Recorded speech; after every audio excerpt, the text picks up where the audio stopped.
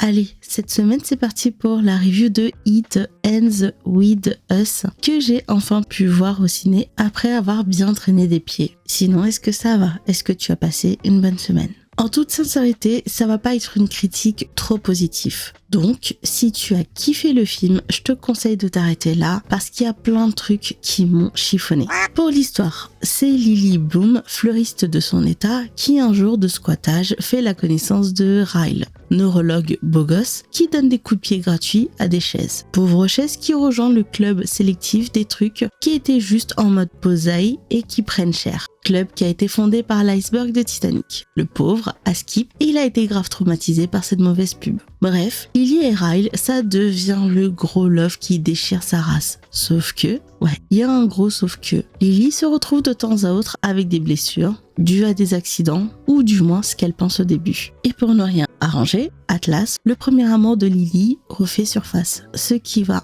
encore plus compliquer sa relation avec Ryle, déjà sur des charbons ardents. Alors, je vais absolument pas parler de toute la polémique autour du film, parce que malheureusement, ce film rejoint la liste des films qui ont été plus célèbres pour le bordel que ça a créé dans la vie réelle que pour le film. Coucou, don't worry darling, j'attends toujours la recette de la sauce salade. Alors il y a des trucs que j'avais kiffé et d'autres vraiment pas. Pour le côté j'ai kiffé, clairement, les acteurs. Ils ont vraiment été bons. Surtout Justin Baldoni dans le rôle de Ryle, qui montre à quel point la beauté physique n'est rien quand la personne devient mauvaise et fait des choses mauvaises. Justin et Blake ont été juste trop bien dans la scène quand ils ramènent le magazine des top 10 endroits de Boston. Ce face-à-face m'a simplement glacé le sang. J'ai vraiment senti le désarroi de Lily et la rage de Ryle. Et pour le coup, franchement, j'étais pas bien parce que j'étais grave mal à l'aise. Et là, on va passer au côté j'ai pas trop aimé.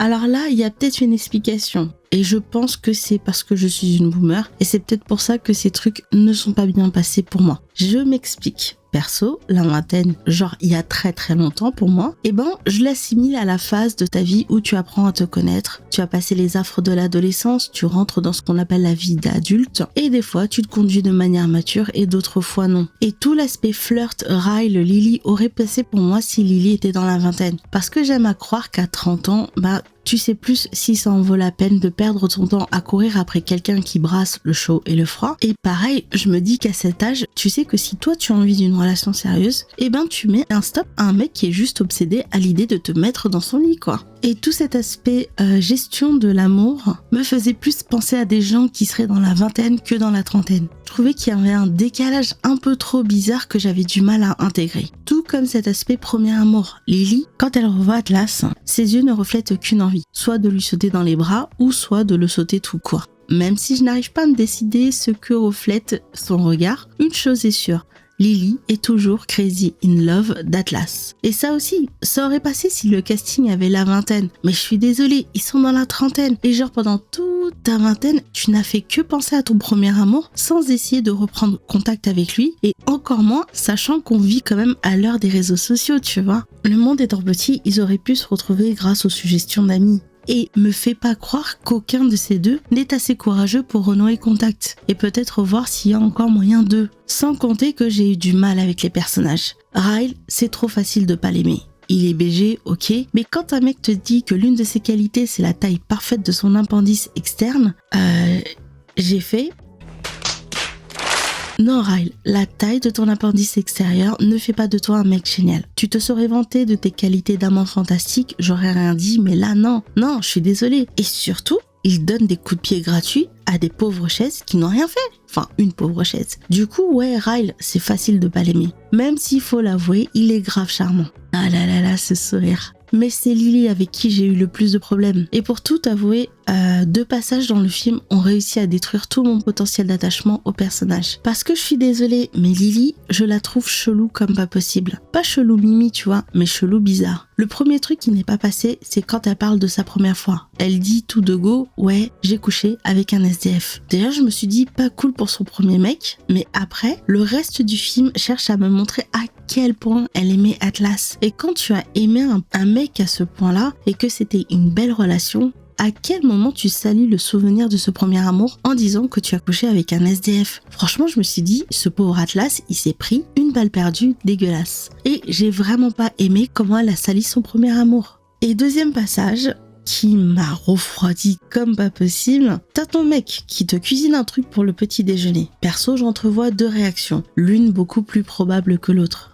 Réaction numéro 1, tu es touché. Tu te lèves, tu sens une douce odeur de bouffe, tu vois ton mec faire le petit déjeuner. Et franchement, je trouverais ça trop mignon. Et je pense que le commun des mortels devrait réagir de manière positive et se dire que c'est grave touchant et n'avoir qu'une hâte, découvrir le talent culinaire de Boo. Réaction numéro 2, tu te lèves, tu vois ça, tu te dis « mince !» Je suis tombée sur un psychopathe. Il va soit essayer de m'empoisonner ou il va me poursuivre dans l'appartement pour me découper et faire une frittata d'Éléonore.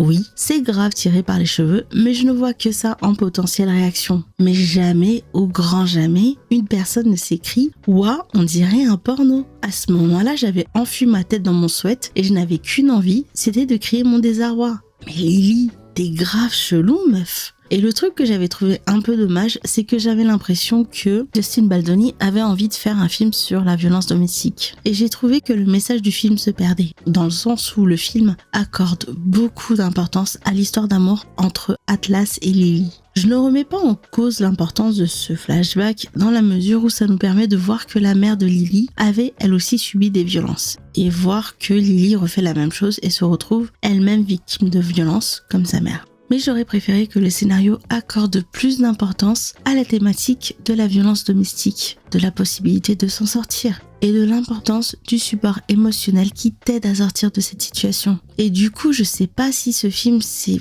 plus une histoire d'amour entre Atlas et Lily qui se retrouvent après que Lily ait eu la malchance de rencontrer un mec violent, ou c'est l'histoire d'une meuf qui se retrouve prise dans la spirale de la violence domestique qui a la chance de retrouver son grand amour à la fin. Dit comme ça, tu te dis que c'est peut-être la même chose, mais je te promets que la subtilité est là. Si tu as lu le livre, j'aimerais savoir ce que tu en penses de cette adaptation, parce que je suis assez curieuse et j'ai la flemme de lire le bouquin. Et je t'invite à partager ton avis, bien évidemment, vu qu'on a tous des lectures différentes du film. Sinon, on va se laisser là. Comme d'habitude, je te souhaite de passer un bon dimanche, une bonne semaine, et je te dis à dimanche prochain.